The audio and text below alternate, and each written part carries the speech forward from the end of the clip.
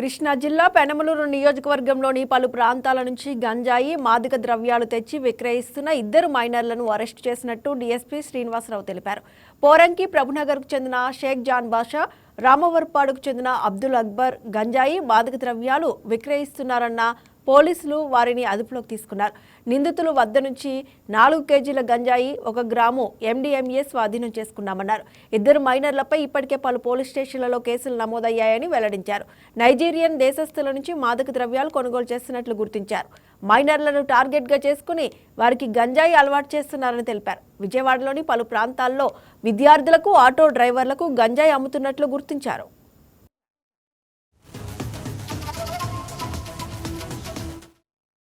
మనం ఒక 15 రోజుల క్రితం కూడా కొంతమందిని మనం అరెస్ట్ చేసి రిమాండ్ పంపడం జరిగింది.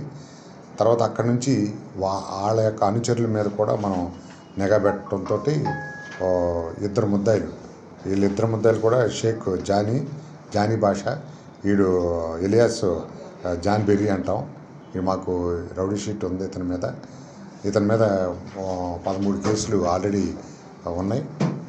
ఇతను ఒకడు, అలాగే అబ్దుల్ అక్బర్, ఇద్దరిని పట్టుకోవడం జరిగింది. ఇప్పుడు జాన్ బెర్రీ అనేవాడు పోరంకి, అబ్దుల్ అక్బర్ అనే అతను మన రామవరపాడు.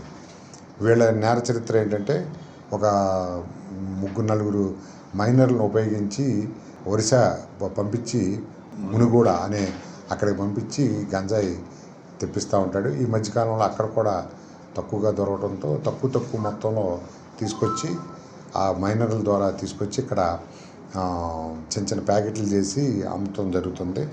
ఇక్కడికి వచ్చిన తర్వాత దాన్ని సాయిన్ అనంతకుమార్ అని, కుక్కులగడ్డ మహేష్ అని, ఆ ఇద్దరి ద్వారా ఇక్కడ కొంతమందికి అమ్మిస్తూ ఉంటాడు.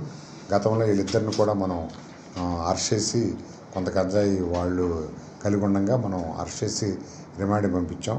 అదే క్రమంలో అప్పుడు కూడా వీళ్ళు వాళ్ళతో ఉంటూ వీళ్ళిద్దరూ అప్పుడు పారిపోయారు. మన చూసి అప్పుడు ఇద్దరే దొరికారు. వీళ్ళిద్దరిని తర్వాత మనం పట్టుకోవడం జరిగింది. ఇప్పుడు జాన్ బెర్రీ ఇది అంతకుముందు తెచ్చుకున్న అదే, దాన్ని కాడు సేల్ చేయలేక అప్పుడు పారిపోయినప్పుడు దాన్ని అలాగే పెట్టుకుని ఇంట్లో ఉండగా మనం వీడిని పట్టుకుని తిరుగుతూ ఉండగా అరెస్ట్ చేసాం. అలాగే ఈ అబ్దుల్ అక్బర్ అనే అతను MDMA అని బెంగళూరులో ఒక నైజీరియన్ నుంచి తెచ్చుకున్నాడు.